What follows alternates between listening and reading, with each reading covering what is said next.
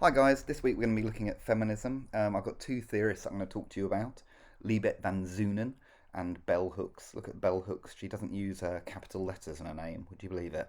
So that's not a mistake, that is how you have to write her name. They're theorists that talk about feminism, and their theories we're going to talk about quite a lot.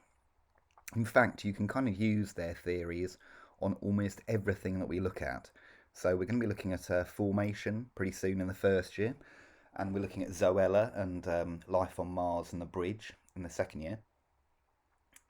All of that is applicable to this, and you can apply these theories to them.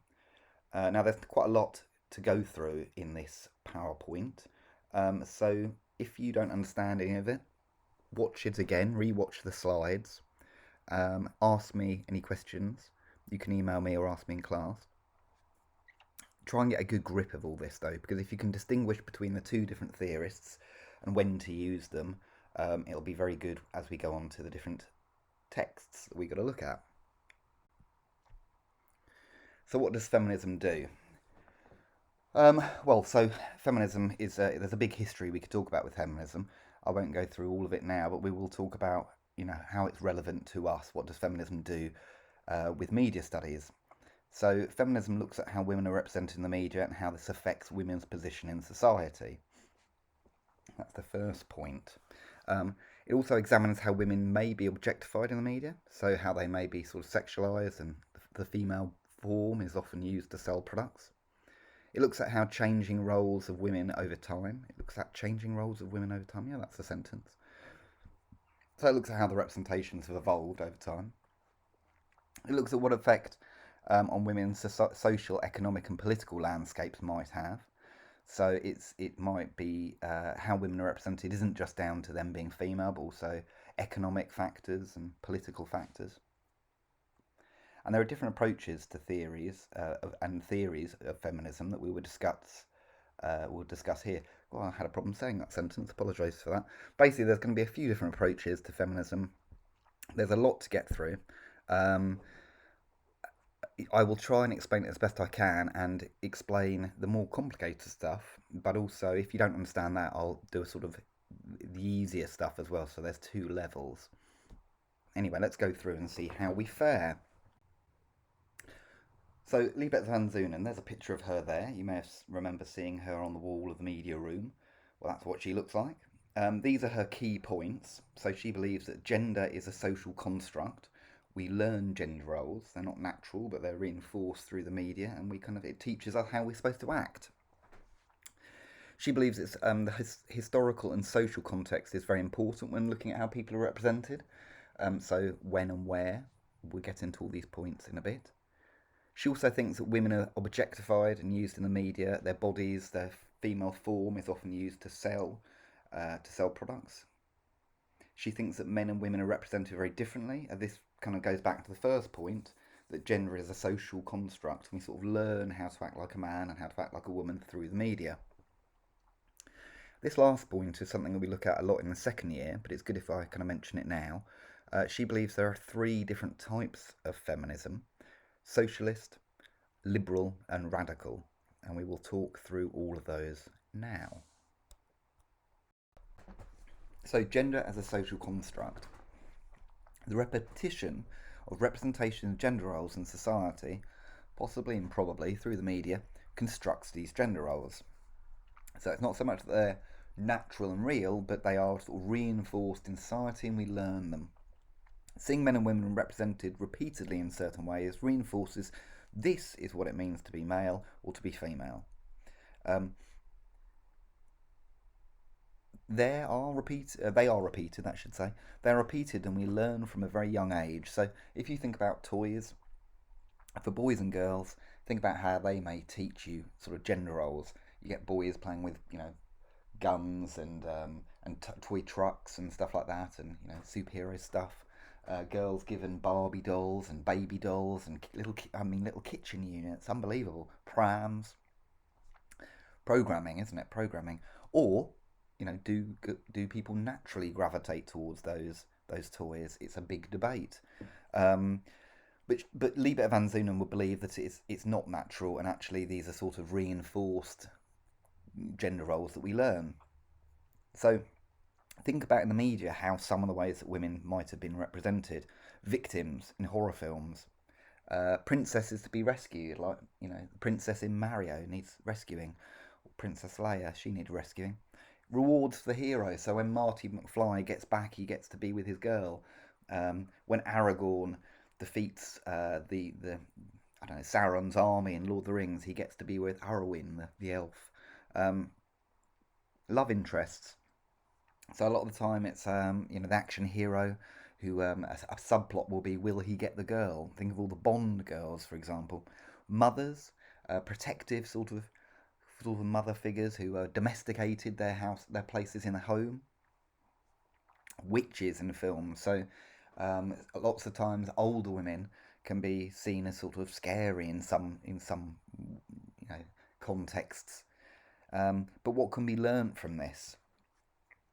So one of the things that it is said that this is down to is the fact that we live in a patriarchal society, and you see that in bold at the bottom of the slide there to bring your attention to it.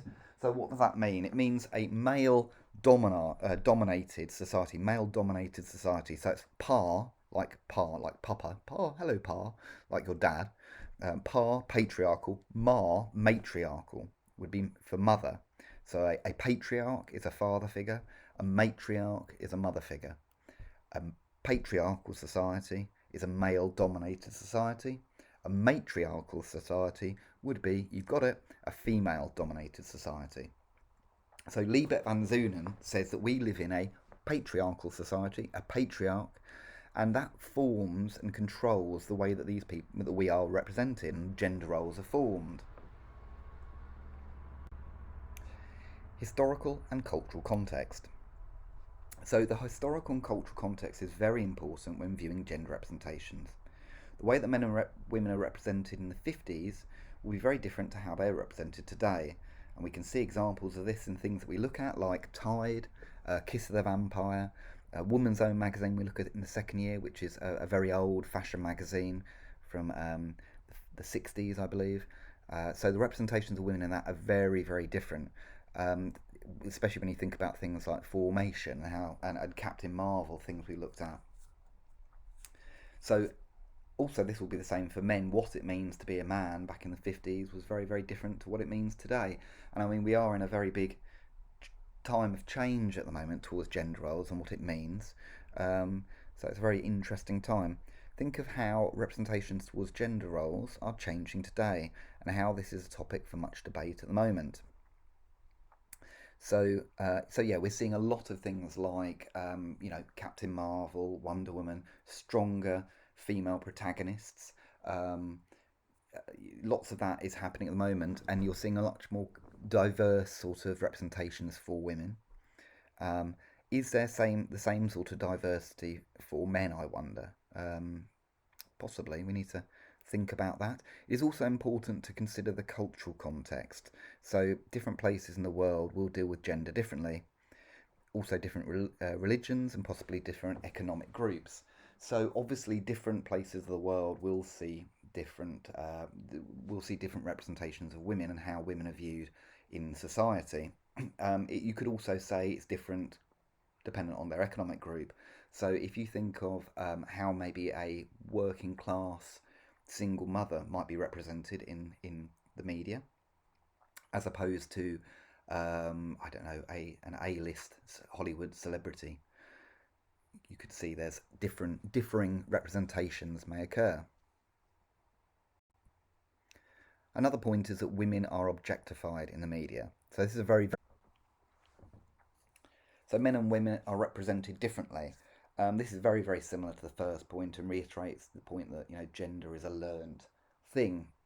So the representations are produced in a patriarchal society. I have been through all this as well. So men have the power. But that's the important thing. Men are the ones deciding, oh, let's make a male a hero. Let's make it a male film. Let's make all the women very like victims or very sexualized. These are all the decisions being made by men. So that's it. We could learn these roles and they're represented differently. And Liesbet Van Zoonan would say it was very much stacked in the favour of men. Men have all the sort of the better roles in society, the better representations, um, and women have a much more subsidiary position in society. So yeah, so think for a moment how men and women are represented differently. So you might have things like men being, what words do you think are masculine, for instance? What things would you say are masculine qualities? What are feminine qualities? Now, obviously, this is a topic that is in a lot of fierce debate at the moment, and there's a lot of change going on. So, I mean, we could consider all that as well. Um, but largely speaking, we're talking about how the media will try and use this. So this is a slightly more complicated thing that we get into in the second year, but it's worth trying to learn about it now. It's actually not as complicated as some of the handouts would have you believe. It is a bit university worded, some of the stuff from the second year, and it sort of makes it more complicated than it really needs to be. So hopefully this will make it a little easier for you. Basically, Liesbet Van Zoonan thinks there are three different types of feminist approach. There are probably many, many more, but these are the ones that we need to talk about, or we can try and talk about, and try and mention in essays and in the exam questions. In the exam answers, you're not writing the questions. Right, so these are the three: liberal, radical, and socialist. Let's get into this. So, the liberal feminist, fighting for power through equality and through equal rights of women in society. Media perpetuates sexual roles and sexual stereotypes because they reflect dominant social values. So, this is a bit like the sexualization of women and the fact there is a patriarchy. Men are not the enemy and they can live alongside with women as equal. Women can be super women, and they are both home people, family people. They are both the body, so the sexuality, and they are also work people, so they shouldn't be limited. So basically, cough, basically, a liberal feminist is someone who's looking for equal rights, equality in society, and wants to work alongside with men, and sees women as being all the things, all the different representations of womanhood. So both a mother figure at home, a family figure, someone who can be used in who can use her sexuality, I should say, and also a brain and someone who can be successful at work. Women shouldn't be limited, and they should be equal to men. That's a liberal feminist. Um, that I think is the feminist that we all are really. I think everybody wants equality between the sexes. I don't think anyone would think that men should have an advantage over women.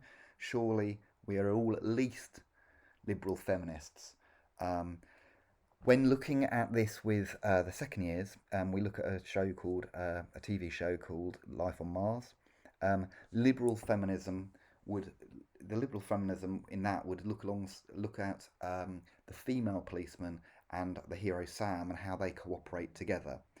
In the show, it's kind of uncommon for men and women to work like that at the time the show was set, but our hero and his kind of love interest, um, they work together, and they sort of, it shows a sort of equality and a teamwork that you could say is men and women working alongside together equally. Liberal feminism. Okay, so the next one, radical feminism. This says that men are in control of the patriarchal society through dominance and physical strength. Okay, so if you go back historically, cavemen, physically stronger, men throughout society, physically stronger, using that force to hold women back, keep them in a kind of subsidiary position.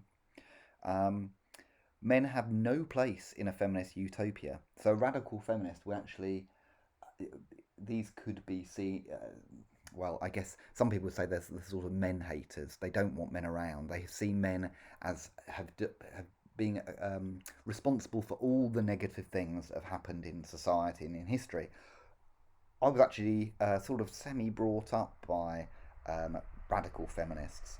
My stepmom was something of a radical feminist. More so, her friends were radical feminists who used to come around to the house quite a lot, and they used to talk to me a lot about these sort of theories. And they basically believed that the sort of society was built in a way that really favoured men and kept women down. That's the most important thing, that it actually kept women in their place. Um, so they would point to the, objectification of women in the media. They'd point to domestic violence crimes, things like that. Point to wars that have been created and led by men, murderers, stuff like that, and saying that men are responsible for a lot of the negativity in the world. Um, they reject typical gender roles, so they would say, a woman doesn't have to be this. A woman can be anything. A woman can be masculine. A woman can be anything.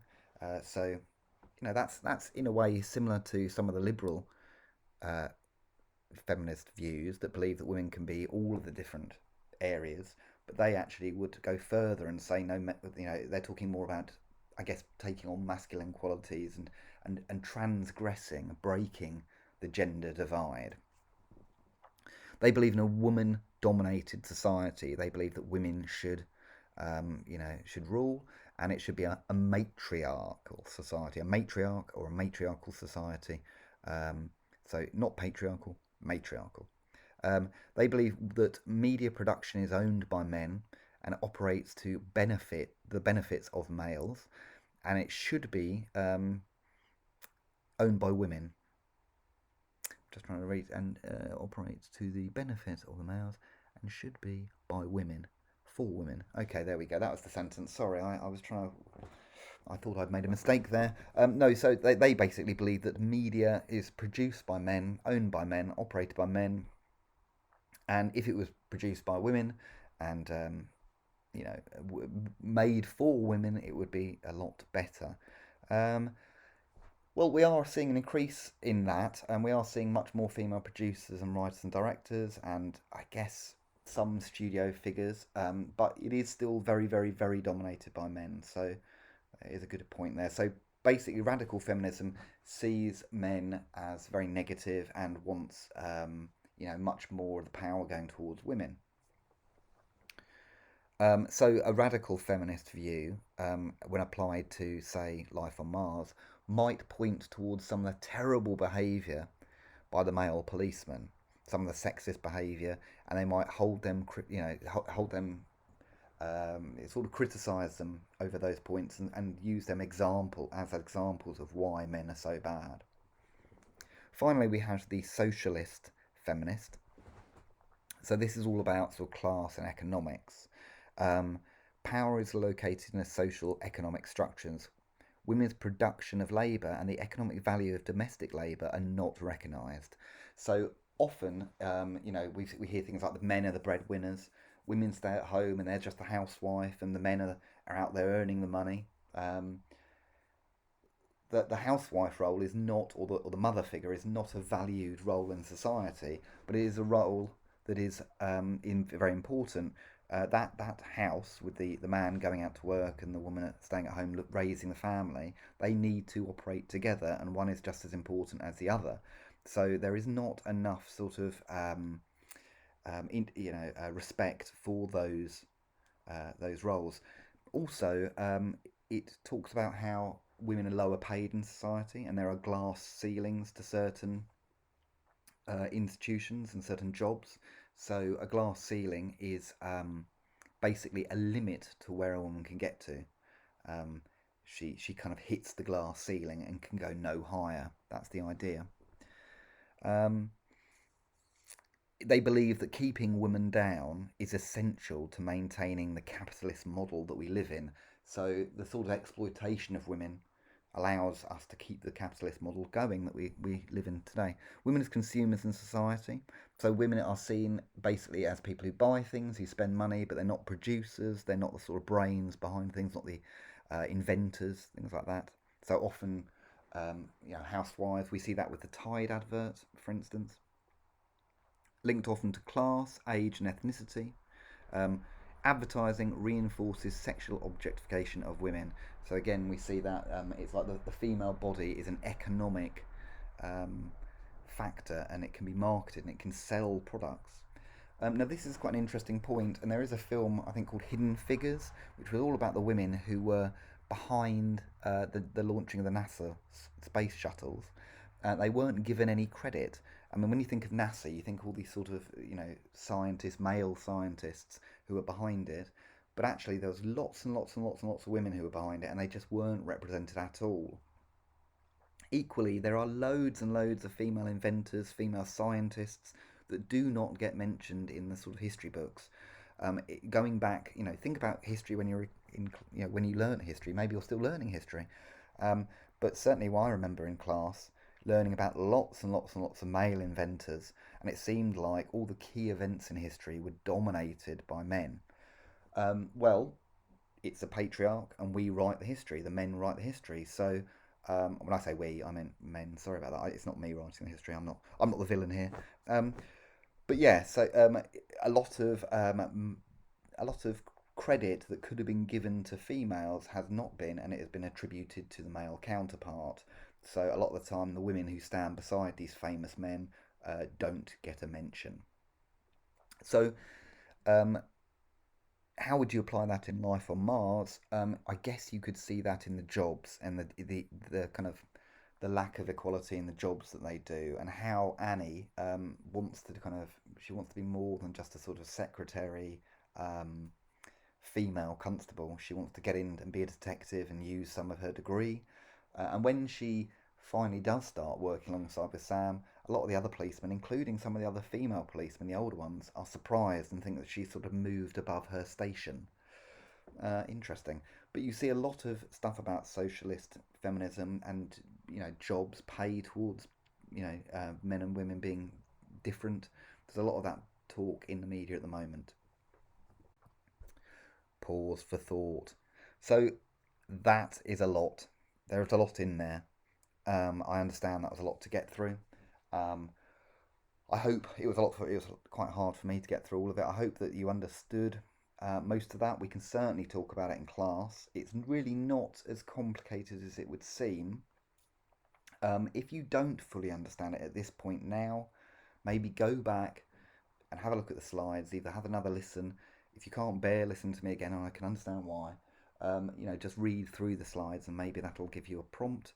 But try and get an understanding of what Liesbet Van Zoonan is talking about. Predominantly, it's about the gender roles that we learn in society. That's a key thing. And how we're going to use it, I think, most will be about the discussion of sexualization of women in the media. So the objectification of women, particularly in things like Formation and some of the TV shows we look at. So think about that. Also, if you can get a grasp on the three different types of feminist, that's very, very good. Now, how we're going to use this is literally just mentioning her theory and mentioning her name in essays, in exam questions, in the correct place. So if you have an understanding of what this is all about, it'll really help. If you don't, we're going to talk about it lots in class, so do not fear. Let's move on to bell hooks. There's not as much about bell hooks, so don't worry, we're more than halfway through this. Um, and she's a little easier to understand. So there's bell hooks. She looks like a friendly person. So let's have a look at what her key things are. As I said before, she doesn't use capitals. Not too sure why, but it does. It's interesting, isn't it? Let's have a sip of tea here. Gone a little bit cold. That's a shame. That's my fault. Right, let's have a look at bell hooks. It's the idea that feminism is a struggle to end sexism, or sorry, sexist and patriarchal oppression in an ideology of dominance. Right. So she believes that there is sexism and patriarchal oppression of women, and that you need to struggle. There is a struggle to end that. She believes that feminism is political commitment rather than a lifestyle choice. Okay. The idea that race and class, as well as sex, determine the extent to which individuals are exploited, discriminated against, or oppressed. It's all quite negative. She's quite It's not negative. It's just she does focus on more the kind of how people are oppressed by things. One of the key things that we're going to talk about with her is really the changing representations of women and how strong representations of women can come through the media. So let's have a look at that. To end sexist, patriarchal oppression and the ideology of dominance. So Bell Hooks believes women have been historically oppressed and dominated by men, particularly in the media. She believes there is a struggle to end this domination.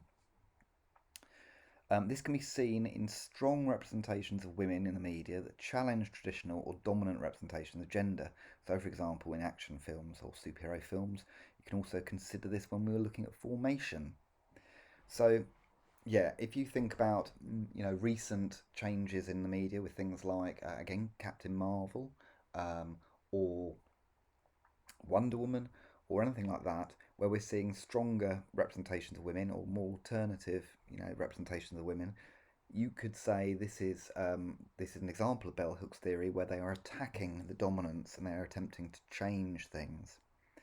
Um, so, with Beyonce in formation, Beyonce is represented as a strong and very successful woman who is in control. One of the key things about formation, if you listen, is she talks a lot about, being a sort of successful businesswoman. She talks about being. She says at one point, I might be the next Bill Gates in the making, or something like that. Um, she says that she takes her man out to the Red Lobster, pays for him. Um, she talks about the best revenge is your paper, which I think is meaning making money. I don't talk all this slang, guys. Um, so I'm not too sure. I think she talks all the way through about being successful and being in control, and she's seen as a very, very strong and in control woman. You could say that this is, Bell Hooks theory can be applied to her as she's challenging the dominant ideologies created by the patriarch. Think about other representations that may challenge this dominant stereotypes towards women. So, can you think of other characters in TV shows or films, or other images you've seen where women are represented differently, or it's in some way a progression against what you would say is the sort of norm, the normal ways that women have been stereotyped in the media? Race and class, as well as sex, determine the extent to which individuals are exploited, discriminated against, or oppressed. So Bell Hooks believes the way women are represented can greatly be affected by class and race. This can be seen, for instance, in the representation of beauty. Often the most attractive women in the media are portrayed as white and middle class. Women of ethnicity can often be represented as other. Yeah, so if you think about, Sleeping Beauty, Snow White, all the Disney princesses. I know there's A Princess and the Frog was the first, but that was in the 2000s. That took some time, and that's one in a million. We've got a few others, Moana. There's a few others of ethnic representation that have come through, but often the most beautiful girl in films is is often represented as white, and ethnic women are represented as other. If you think of Ghostbusters, for instance, in the new Ghostbusters film, the black woman in that is represented as sort of tough, streetwise, sassy, all these things. Not She's the only one that's not a doctor. The others are scientists. That's kind of weird. She works in the subway. Kind of dodgy that. We see a bit of that in Orange is the New Black. A little bit of that. So basically, Bell Hooks thinks that representation of women is bad for all women, but it's worse for certain degrees of ethnicity and due to some areas of lower class. So yeah, that can be true. You can see, basically, she would say that people without the power are oppressed through representation. Okay, so if you're not in power, if you're not a rich person, if you're not a white person, then maybe you will be represented badly in the media. So, that ties in a little bit as well with another theorist we're going to look at called Paul Gilroy, who talks a lot about the representation of ethnicity. Now, when we look at water aid, you might want to consider that and consider how the African people, the African women are represented in that water aid advert. Could we apply bell hooks to that? Consider some of the ways women of ethnicity in different social groups are represented. Pause for thought. Another pause for thought. So we got through bell hooks pretty quickly. The key thing with bell hooks really is you can apply her, you can mention her whenever you see an interesting change in in the media. I mean, you can actually apply her almost whenever you're talking about gender at all. So, for instance, when we look at Tide, that is very much about learning a gender role. It's a very old soap advert. We're going to look at that when we look at print. If you're in the second year, you remember the Tide advert. It's a soap detergent advert from the 50s that shows housewives hugging their box of Tide and loving it, and oh god, I'd love to own some Tide and make my laundry clean for my husband, all that sort of thing. Now, Liesbet Van Zoonan could be applied because it's saying that these are reinforcing gender roles that we're learning, but bell hooks could be applied because this could be an example of the sort of male dominance that they need to struggle against. So you can sort of say, look, that's a very example of the kind of the way that men are dominating women, and this would be what bell hooks agrees with. Equally, if you see a strong representation of women in the media, so Formation or Captain Marvel, you could say, well, this we can apply bell hooks here because this is an example of how um, very traditional representations of gender are being challenged in the media today. I hope that makes sense. Again, if you need to, go back and rewatch any of the stuff about bell hooks or Liesbet Van Zoonan. There are other videos online about her. If you can get the basics down of these two, it'll really help going forward, looking through all the other texts that we're going to look at across the 2 years. So conclusions, we've got to the end, guys. It's quite a marathon, wasn't it? I hope I didn't bore you too much. And again, we will go through this in class. It is quite deep. It is quite a lot to get your head round, but and there is a task to go along with this that hopefully will help you remember some of this. So let's just read through this last slide, shall we? We will use these theories through both the years extensively, and you should try and learn them well and be able to distinguish between the two of them. So you should know the difference between Liesbet Van Zoonan and bell hooks. They can be applied on almost every text we examine and will almost certainly be central to some of the exam questions. So yeah, almost definitely there will be an exam question about feminism at some point. I mean, again, it's very, very central to, in the first year text, it's very central to Formation, to Riptide, to the music video stuff, to Water Aid, to Tide, the soap powder advert, to The Kiss of a Vampire, to Late Night Woman's Hour, to Assassin's Creed. All of those we're going to talk about extensively. Newspapers as well, we may talk a little bit about gender representation, but those in the first year, those first ones I mentioned, really you talk about that a heck of a lot. In the second year, it comes up quite a lot as well when looking at Zoella, representations of gender and that attitude. Also looking at the TV shows Life on Mars and The Bridge, and to less extent when looking at magazines. Actually, no, not less extent, because the Woman's Own magazine, there's a lot of it in there. So I mean, it's really almost all the text we look at. We look at feminist theory. Very quick recap: Liesbet Van Zoonan about learnt gender roles. It's about context and history and culture. It's about objectification and sexualization of women. And it's about what type of feminism is it? So socialist, radical, or liberal. So that's the key points. And really, if you just have to get your head around one of those, so the simplest one, it would be about the objectification of women, so sexualization of women, and learning gender roles. They're the two that you should really try and remember. Moving on to bell hooks, this is about attacking the dominance of male oppression. It's look for representations of women that change stereotypes about gender. So look at how the oppression of men is being challenged, but also look about how the oppression of men might be reinforced in some media. Often race and class, as well as sex, will shape how someone, particularly women, are represented. So again, the key thing there, I would say, is just look at how women are represented and how they might challenge dominant stereotypes or how they might adhere to dominant stereotypes. So it's either a representation of challenging patriarchy or sticking to patriarchy. And also think about how ethnicity might be used and how ethnicity and the representation of women are combined together there. Okay, now there is a attached Word document as always with a task to do. Um, it's a little bit taxing, but basically all the answers are in this PowerPoint. So if you basically you've just got to sort of sum up.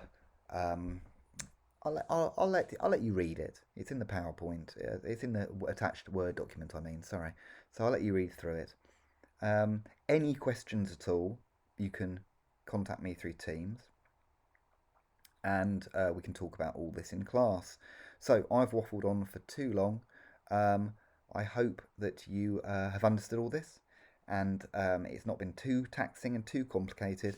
I know a lot of these theories, they ratchet up a bit and become a bit complicated quite quickly. A couple of weeks ago we were just talking about genre, weren't we? So it's really got a little complicated straight away. Do not worry, we will go over this over and over again. Please watch the PowerPoint again. Sound on or sound off is fine. If you have any problems, contact me. Okay, thanks a lot, guys. See you later.